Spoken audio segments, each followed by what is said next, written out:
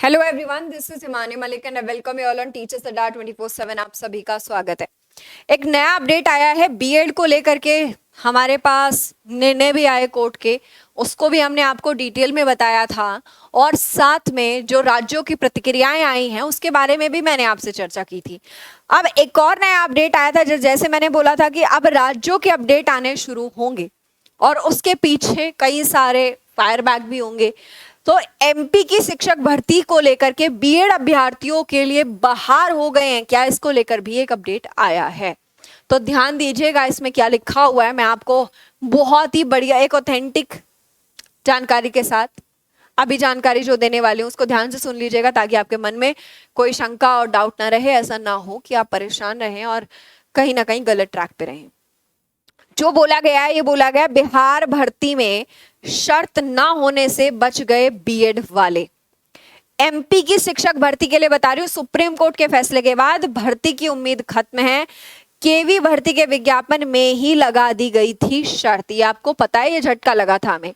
साथ में अब बोला गया है बिहार भर्ती में शर्त ना होने से बच गए बीएड वाले। ठीक है, ये क्या मामला है?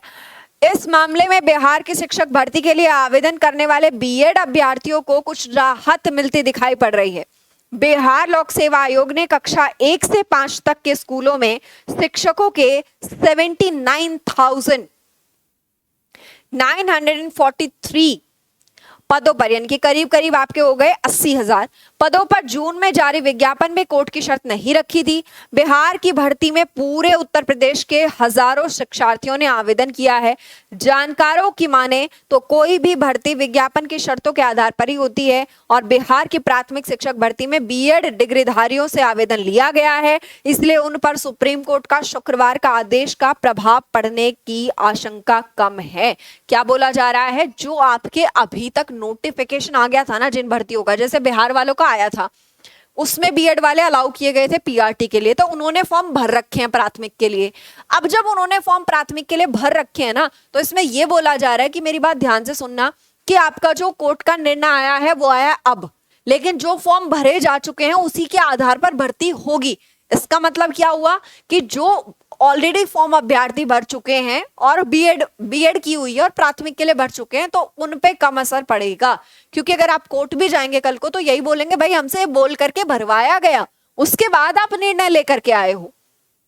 क्योंकि बोलने वाली बात तो ये भी है, चलो मान लीजिए कि अब बीएड वाले नहीं भरेंगे, ये निर्णय आ गया है। अब ये निर्णय आया तो कल को ये भी तो बोला जा सकता है, जब आप ये बोल रहे हो कि भाई उनकी गुणवत्ता के साथ हम खिलवाड़ नहीं करेंगे बच्चों की पढ़ाई के साथ, और बीएड वाले प्राथमिक में ठीक नहीं है, तो आप ये भी बोल सकते हो जितने आज तक आपने बीएड वाले प्राथमिक में लगाए हैं क्या आप उनको जॉब से निकाल दोगे? बोलने को एक पॉइंट भी सॉलिड है ना, इसको लेकर भी कोर्ट पहुंचा जा सकता है। लेकिन अभी के लिए मैं बाकी जो बता रही हूँ ये बता रही हूँ कि जैसे आपने बिहार में कोई चीज भरी है, अब उसमें क्या हो जाएगा कि आप दोबारा से ये बोल पाओगे और ये एग्जाम ऐसे होगा। क्योंकि ऐसा इतिहास उठा के देख लो, कभी ऐसा नहीं हो सकता कि उनको भी बाहर करते बीच से।